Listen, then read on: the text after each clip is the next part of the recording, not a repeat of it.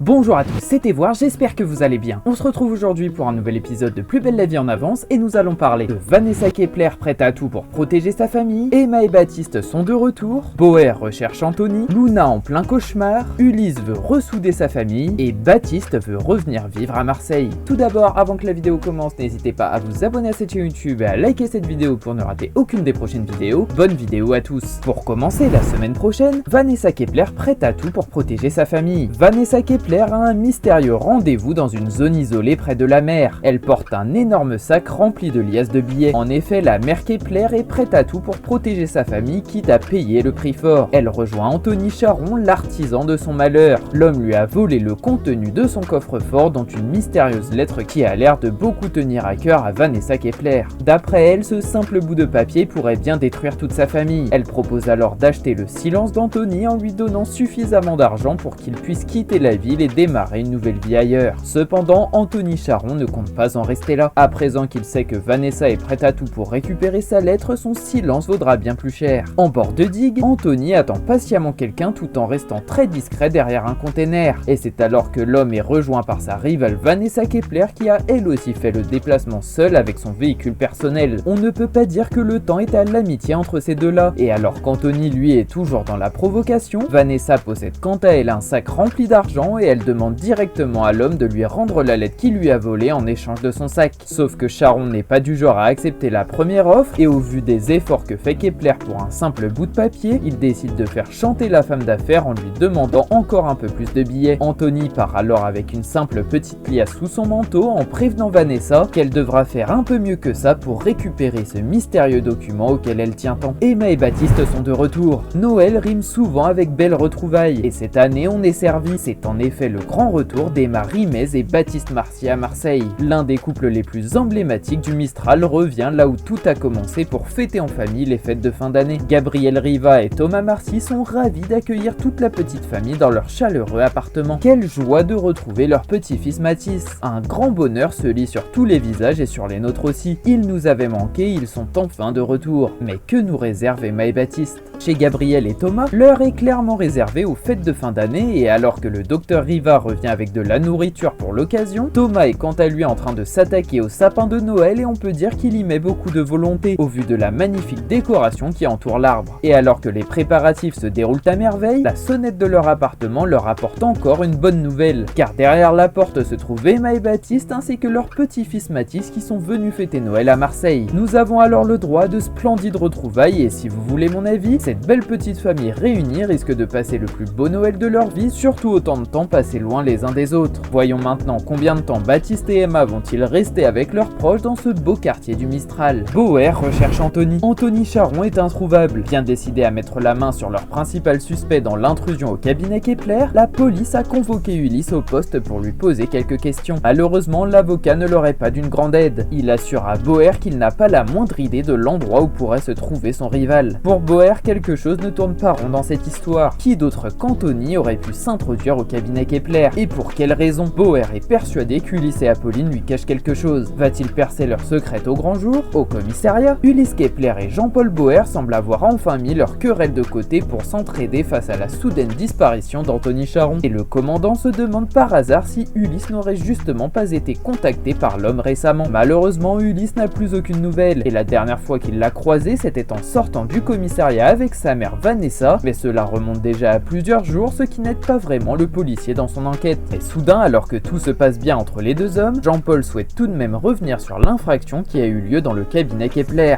Et il redemande encore une fois à Ulysse si Anthony n'a rien volé lors de son infiltration dans ses locaux, car il aurait pu, selon l'agent de police, vouloir dérober du liquide en sachant qu'il ne va pas très bien financièrement. Jean-Paul décide alors d'insister encore et encore pour tirer les vers du nez à Ulysse, qui a l'air de ne pas vouloir lui dire toute la vérité. Mais bien entendu, l'avocat ne dénoncera jamais Anthony, car cela risquerait de révéler le secret si bien gardé de sa mère Vanessa. Les deux hommes décident alors d'en rester là, et Ulysse se dirige vers son audience au tribunal tandis que Jean-Paul garde cet entretien un peu en travers de la gorge. Luna en plein cauchemar. Luna n'est pas au bout de ses peines. De retour dans sa cellule, c'est avec effroi qu'elle découvre une pièce totalement vide. Toutes ses affaires ont disparu ainsi que sa codétenue. Que s'est-il passé ici? Luna demande des explications au gardien. Celui-ci déclare que ses affaires ont été détruites par mesure de désinfection. Pour Luna, c'est la douche froide, celle qui a perdu sa liberté au nom de son amitié vient tout juste de perdre tout ce qui lui restait. Va-t-elle tenir le coup? À la prison de Marseille, Luna, un peu fatiguée, est enfin de retour de sa promenade. Mais alors que la porte de sa cellule se referme derrière elle, ses yeux s'écarquillent en retrouvant un endroit complètement vide d'affaires et en découvrant des lits sans même leur matelas. Il n'y a pas non plus sa co-détenue habituelle, alors Luna décide de rappeler le gardien de prison qui, avec toujours aussi peu de compassion, va lui répondre que c'est une mesure de désinfection et que l'établissement n'a pas à la prévenir du moment où ils mettent en place cette procédure. Luna accepte alors sans broncher ces drôles d'explications, mais elle demande aussi au gardien quand est-ce qu'elle pourra récupérer ses affaires personnelles. Sauf qu'encore une fois, le fameux gardien semble lui mentir droit dans les yeux, en prétextant qu'ils ont dû détruire toutes ses affaires à cause des punaises de lit et que sa co-détenue a changé de département car elle ne supporte pas ces petits insectes. Clairement, le bien-être de Luna n'est même pas un peu considéré par le gardien, qui lui rappelle qu'elle n'a pas le droit de se plaindre, d'autant que selon lui, c'est un luxe de se retrouver seule dans une cellule. La porte est alors claquée au nez de Luna qui se retrouve dans une sorte d'isolement qu'elle n'a absolument pas mérité et sans une autre femme à qui parler, de quoi la faire sombrer dans la déprime. Ulysse veut ressouder sa famille. Après la pluie, le beau temps. Si l'orage semble s'être calmé chez les Kepler, Ophélie s'inquiète pour sa mère. Elle ne comprend pas pourquoi Vanessa est autant sous pression. Elle se doute que son frère lui cache quelque chose. Alors quand Ulysse tente de lui parler, Ophélie se montre plutôt froide. L'avocat essaie d'apaiser sa petite sœur et de la faire verbaliser son mal-être. Ophélie lui avoue alors ses suspicions et inquiétudes. Après toute l'histoire entre Anthony, Julie et Ulysse, l'aîné des Kepler veut ressouder sa famille. Pour ça, il a une idée derrière la tête. Au bar du Mistral, Ulysse et Ophélie ont réservé une table pour déjeuner tranquillement entre frères et sœurs. Mais alors que la jeune styliste dessine ses dernières créations, Ulysse tente de lui faire un compliment mais voit très vite qu'elle a l'air un peu remontée contre lui. Ophélie demande alors clairement à son grand frère, Vanessa est toujours aussi bouleversée par l'histoire avec Anthony. D'autant que selon elle, ça ne peut pas être juste parce qu'il a tenté de s'en prendre à sa fille en la manipulant. Pour Ophélie, son frère est clairement en train de lui raconter des bobards. Et elle est certaine que leur mère lui a parlé et qu'il essaie de la protéger en lui cachant la vérité. Mais l'insistance de la jeune femme ne va pas vraiment fonctionner car Ulysse réussit à la convaincre qu'il n'est au courant de rien. Et il préfère rassurer Ophélie en lui expliquant que leur mère veut sûrement les protéger en leur cachant certains éléments. Pour changer de sujet, l'avocat propose à sa petite sœur un voyage en famille au cours duquel elle aura le plein pouvoir sur le choix de la destination. Cette annonce soudaine remonte le moral à Ophélie qui ne pose pas plus de questions et Ulysse part alors en direction du tribunal pendant qu'Ophélie reste auprès de son amie Aya au bar du Mistral pour le reste de sa journée. Enfin, la semaine prochaine, Baptiste veut revenir vivre à Marseille. Baptiste profite un maximum du Mistral et de tous les décors qu'il a connus ici plus jeune. Quand Thomas Marcy le rejoint, les bras pleins de cadeaux pour son petit-fils Mathis, Baptiste ne peut s'empêcher de lui exprimer sa reconnaissance. Thomas voit bien que quelque chose tracasse son fils. Baptiste se laisse doucement aller à la confidence. Marseille lui manque. La plage, les terrasses, ses parents adoptifs, il a le mal du pays mais ne veut pas en parler à Emma. Sa femme s'épanouit en Australie alors il n'ose pas lui parler de son envie de revenir à Marseille. Thomas promet de garder le secret mais rappelle à son fils qu'il aura toujours sa place ici et qu'il peut rester plus longtemps que prévu s'il en a envie. Alors que Baptiste a fait son grand retour à Marseille avec sa femme et son fils, le jeune homme profite d'un petit moment en solitaire pour se remémorer des souvenirs en retournant sur la belle place du Mistral. Il est rejoint par Thomas qui a les bras chargés de cadeaux de Noël qui sont apparemment tous destinés au petit Mathis qui a fait une très longue liste pour le Père Noël cette année. Et alors que Thomas et Baptiste s'accordent une petite discussion entre père et fils, Baptiste laisse présager l'idée que toute cette belle ville ainsi que tous les habitants du quartier lui ont beaucoup manqué. Et Thomas se demande alors si son fils s'épanouit vraiment dans sa nouvelle vie. En effet, le patron du Mistral semble avoir touché un point sensible chez son fils et il réalise qu'il est peut-être prêt à rester un peu plus longtemps dans la cité phocéenne pour se poser. Et bien entendu, Thomas l'incite à rester aussi longtemps que possible et il lui promet aussi de ne pas parler de ses doutes à sa belle-fille Emma. Comme quoi, malgré la distance, la relation de Baptiste et Thomas est toujours aussi fusionnelle et le jeune homme semble fier de pouvoir se confier comme avant à son père. Cette vidéo est déjà terminée, j'espère sincèrement qu'elle vous aura plu. Je vous le rappelle, n'hésitez pas à vous abonner à cette chaîne YouTube et activer la cloche pour ne rien louper. C'était voir,